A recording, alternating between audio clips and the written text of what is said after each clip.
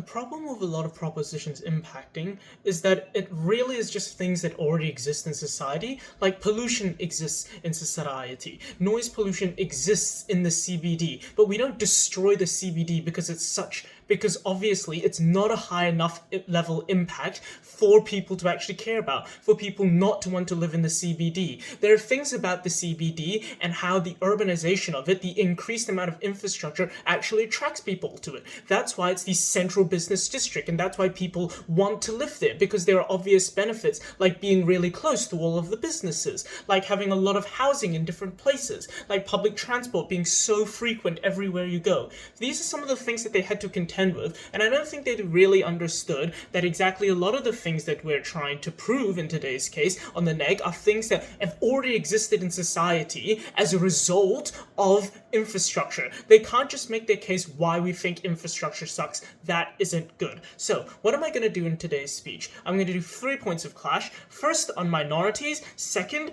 on infrastructure. And third, like marginally how people's lives are kind of annoying or better. First, on minorities.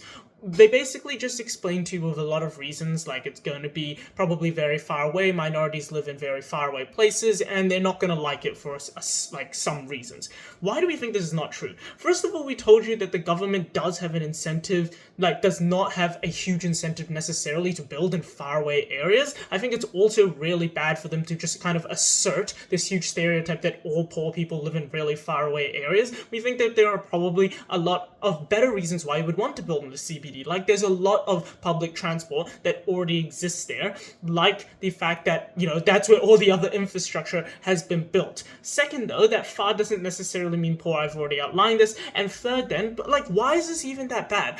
They don't give you an explicit mechanism as to why marginalized communities exactly hate these new forms of infrastructure. Why would they hate new housing? I mean, a lot of them need houses. One would assume that they would actually be very pro new housing. One would assume that they'd be very pro new roads and new public transport so they can get to the CBD. I think these are things that they haven't been able to contend with. They kind of just intuitively assert to you that this is something that people don't like, that infrastructure in general is bad, and I think that speaks volumes as to the NIMBYism material that we already gave you, and why this is why local governments have an incentive or a bad frame of mind to be able to make decisions about where infrastructure is actually going to be built. Third, then, we told you governments have a lower incentive to do this already because they don't want to piss people off. Obviously, that's a really big reason, and that's kind of accountability stuff that we explain. So what should you believe at the end of this minority debate? One, you should believe that they haven't been able to explain to you exactly why this is harmful. But even if people don't like it, which is what we consider to be harmful as given to us by proposition,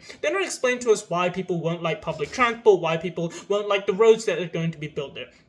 Second, there are good reasons why it's not going to be built in the poor areas or the faraway areas that we've already explained to you. Structural reasons, like there aren't being enough resources in those particular areas. So that's why you have to build in the CBD, because majority of the businesses that are about development are in these places. Also political reasons and economic reasons that we've already given to you. Third, that you're probably more harmed by local government. And that's because of all the NIMBYism stuff that we've already explained to you. It means the local government is probably less likely to actually build infrastructure and housing for the areas that actually need it. You should weigh this, first of all, very lowly, because we don't think that minorities, first of all, really care, or if they do care, they're probably caring in a good way that supports our team. So we win on that anyways. Second, you should believe, on weighing, on vulnerability, that we give them a higher amount of economic benefit. That means we're literally bringing them closer to the CBD or building it in the CBD because we build more public transport, we build more roads. This is part of infrastructure that is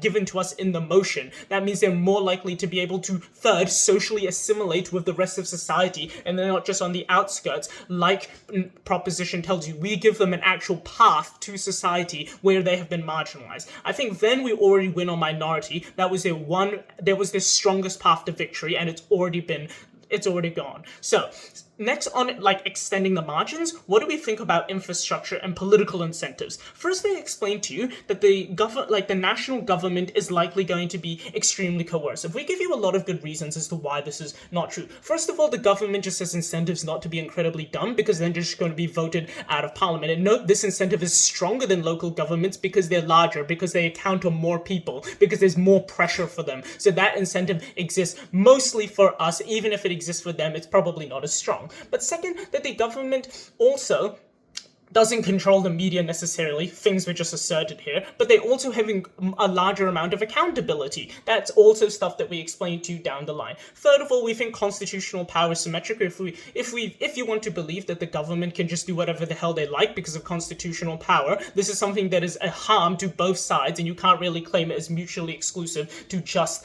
us. But more importantly, they try to explain to you that local governments are likely going to be better in representation and knowing things and etc. Why do we think this is not the case? One is probably just uncertainty. It's probably silly to say that silly things are going to be let into parliament and therefore also going to be built and also going to be built. I think it's probably likely that if it's really dumb, that any reasonable person wouldn't want to build that. So in impacting, we probably get better stuff than they do. But second, that we already explained to you on uncertainty, that the government doesn't want to lose seats. Different people in parliament don't want to lose their positions of power, so they're not likely to just try to build things that nobody wants. Third, people are probably more misinformed on their side of the house. Probably a lot of the framing that we give you about NIMBYism really doesn't get responded to at all in this debate, and we think it should play a really strong role in proving why all of this stuff about political incentives and the way that people think isn't actually as strong as they think on their side, and harms a lot of the infrastructure that is probably going to be built.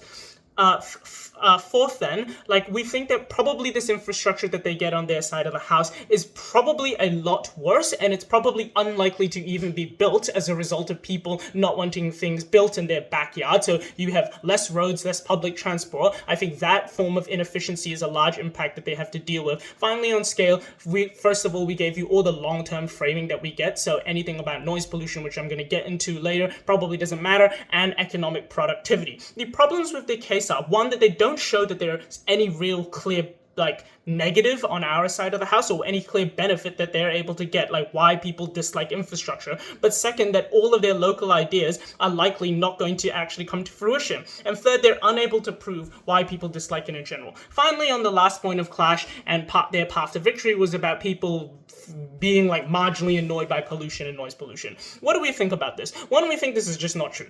I think that's probably just the stuff that I explained to you in my introduction. If it already exists and it's that bad, then we would have already bombed our CBE either way. But second, we said that even if you believe all of that, it's probably long-term benefits that we get, which makes it not even that bad. Stuff about the Sydney curfew, that's something that you should weigh heavily on scale. So at the end of the day, what you should believe is, one, everything they tell you here is probably either symmetric, or two, if it's not, we get all of the long-term benefits that eventually get rid of these things, and people still go to these areas and want to live there. That's why the CBD flourishes. That's why the government has an incentive to make it so much better.